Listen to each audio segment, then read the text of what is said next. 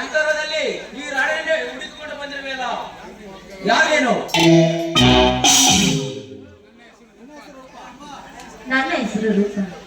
ನಾನು MA PhD degree ಮಾಡಿದ್ದೀನಿ. ನಾನು ಈ ಊರಿನ ಶಾಸನಗಳ ಬಗ್ಗೆ ಅಧ್ಯಯನ ಮಾಡಿದ್ದೀನಿ. ಈ ಊರಿನಲ್ಲಿ ಮನೆ ಹೇಳಲು ಹೋಗಿದ್ದೆ. ಶ್ರೀಮಂತ ರಾವಣನ ಹತ್ರ ಹೋಗಿ ಅಂತ ಹೇಳಿದ್ರು, ಅದಕ್ಕೆ ಬಂದೆ ಸರ್. ಈ ಊರಿನ ಆದರ್ಭ ಶ್ರೀಮಂತ, ರಿಯಲ್ ಎಸ್ಟೇಟ್ ಮಾಲೀಕ, ಸ್ವರ್ಗದಂತ ಅರಮನೆಯ ದೊರೆ ಈ ರಾಣ. ನೋಡಿ ನೀವು ಅಧ್ಯಯನ ಮಾಡಲು ಬಂದಿರುವೆ. ಸರಿ, ನಿನ್ನ ಜೊತೆ ಯಾರಿಲ್ಲವಲ್ಲ?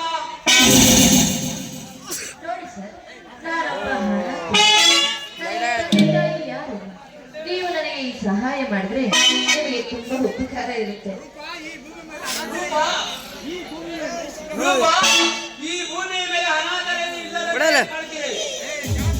ಈ ಜಗತ್ ಪ್ರಸಿದ್ಧ ಅಬ್ರಾಮ್ ಸಿಂಗ್ ನೀನೇಕೆ ಈ ರೀತಿ ಬಂದು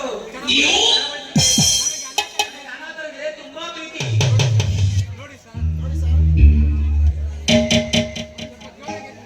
ನೋಡಿ ಸರ್, ನೀವು ನನಗೆ ಒಂದು ಮನೆ ಕೊಟ್ರೆ ನಿಮಗೆ ತುಂಬಾ ಉಪಕಾರ ಆಗುತ್ತೆ. ಈ ನಿಮ್ಮ ಋಣವನ್ನು ನಾನೆಂದಿಗೂ ಮರೆಯುವುದಿಲ್ಲ. ಅದರಲ್ಲಿ ಋಣದ ಮಾತೇಕೆ? ನಿನಗೆ ಸಂತೋಷದಲ್ಲಿ ಒಪ್ಪಿಗೆ ನನ್ನ ಮನೆಯಲ್ಲಿ ಇರಬಹುದು.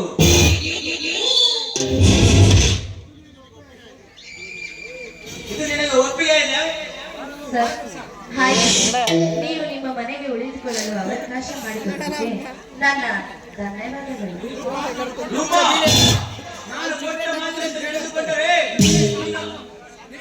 ನೀನು ಸಾಕುವವರೆಗೂ ನಮ್ಮ ಮನೆಯಲ್ಲೇ ಇರಬಹುದು. ನೀನು ಮನಸ್ಸು ಮಾಡಿದರೆ ಈ ಅಂಧದ ಅರಮನೆಗೆ ಮಹಾರಾಣಿಯಾಗಿ ಮೆರೆಯಬಹುದು. ಸ್ವಲ್ಪ ಆಲೋಚಿಸು ರೂಪಾ. ಇದೇನು ಸರ್, ಈ ರೀತಿ ಮಾತನಾಡ್ತಿದ್ದೀರಲ್ಲ? ನೀವು ಮಾತನಾಡೋದು ನನಗೊಂದು ಅರ್ಥ ಆಗ್ತಿಲ್ಲ.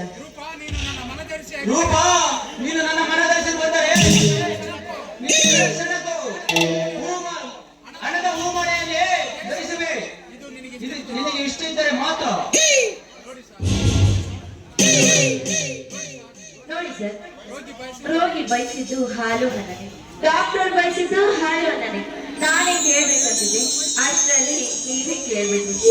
ನಿಮ್ಮ ಮಾತಿಗೆ ನನ್ನ ಒಪ್ಪಿಗೆ ಇದೆ. ರೂಪಾ, ನೀನು ನನ್ನ ಮನದರ್ಶಿ ಆಗಲು ನಿನಗೆ ಒಪ್ಪಿದ ಮೇಲೆ ನನ್ನನ್ನು ಸಾಲು ಎಂದು ಕರೆಯಲು ಅಗತ್ಯವಿಲ್ಲ. ಪ್ರೀತಿಯಿಂದ ರಾಣ ಎಂದು ಕರೆಯಲು ಸಾಕು. ಹಾಗೆ ಆಗಿ ಸರ್, ನಿಮ್ಮಿಷ್ಟನೇ ನನ್ನಿಷ್ಟ.